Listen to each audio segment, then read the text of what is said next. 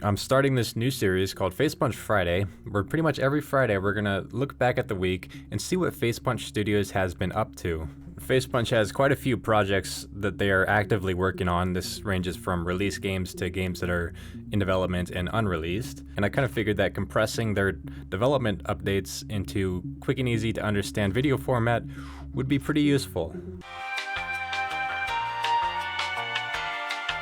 So this is sort of old news, but first thing I want to bring up is the forums. I guess Gary Newman finally decided it was time to shut down the forums. He had enough of it. He's been talking about it for a while. He finally decided to pull the trigger and shut down the forums. This is a little bit upsetting. The Facepunch forums had years and years worth of useful content, tutorials, resources, lots of resources. Would have been cool if all of this content was left online and sort of just archived. He could have disabled the forum features and left the content up, but instead it's just gone completely. A little bit unfortunate, but that's just the way it is.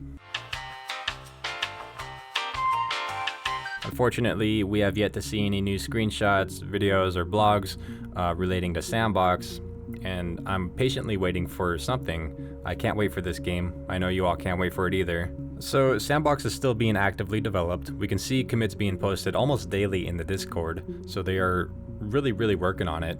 They're just not really sharing any media with us. There's a few reasons they could be holding back. One, because they could be saving up for something big, or two, simply because they are just working on low-level code and there's really nothing to show about what they're doing. Whatever the case may be, I will be actively watching for development updates and publishing videos, keeping you guys updated, of course, so stay tuned for that. Moving on to Wiseguys. I've posted a few videos in the past about Wiseguys. One thing we have seen about Wiseguys is their persistence in weekly development blogs.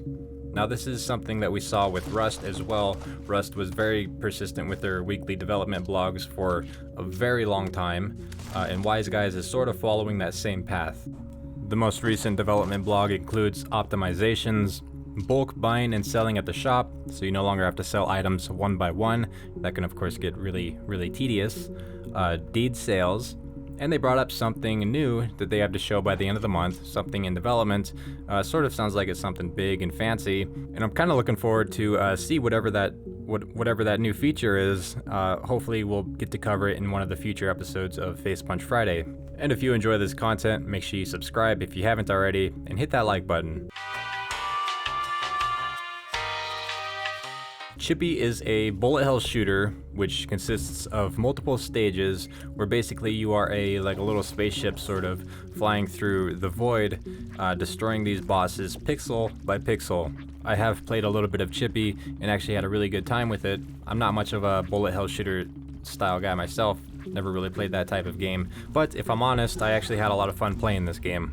I think one of the main reasons I enjoyed it so much was because of the speedrunning aspect. There is an online leaderboard so you can compare your stage times to other players, and they even set up a website for this speedrunning leaderboard at chippy.facepunch.com/watch, where you can see everybody's top times per stage. Chippy is also seeing commits almost daily, so it is actively developed. The most recent blog was posted on June 29th. They've included a debug branch which you can switch to on Steam to test new gameplay features. They also started implementing the ability for user-created stages, and it also discusses a little bit about bug fixes, performance improvements, and quality of life and general gameplay improvements.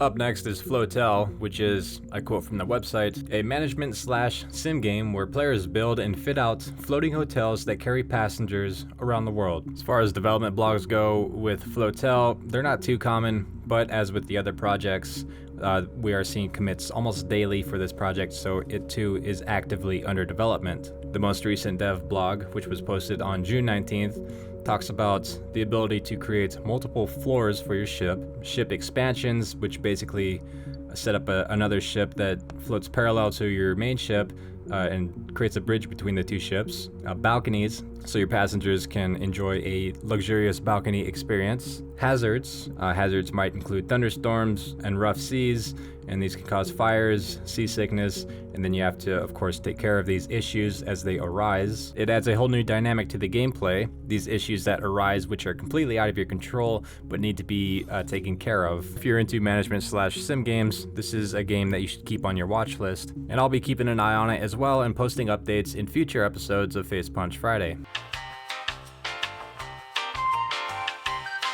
Clatter is a competitive game in which you use mini robots to defeat your opponents in turn-based battle. Clatter has been published on Steam for a little while.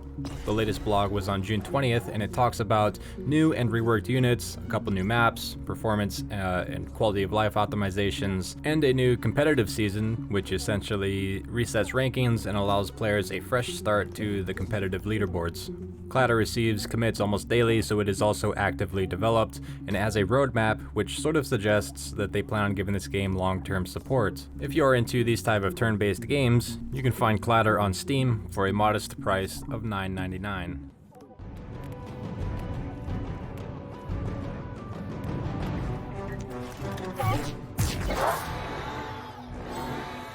Alright, well that about covers it for this week. I would cover other games like Rust and Gary's Mod, but I think somebody else probably has updates for those games pretty well covered, so I'm not sure it's really necessary for me. Maybe in future videos I'll take a look at these games as well, but for now I'm just going to stick to the ones which nobody really talks about too often. And of course, if there's any juicy new updates regarding Sandbox or even Wiseguys before next Friday's episode of Facepunch Friday, I may post a video any given day of the week, so stay tuned for that. Thanks for watching, guys. Hope you enjoyed. Have a good day.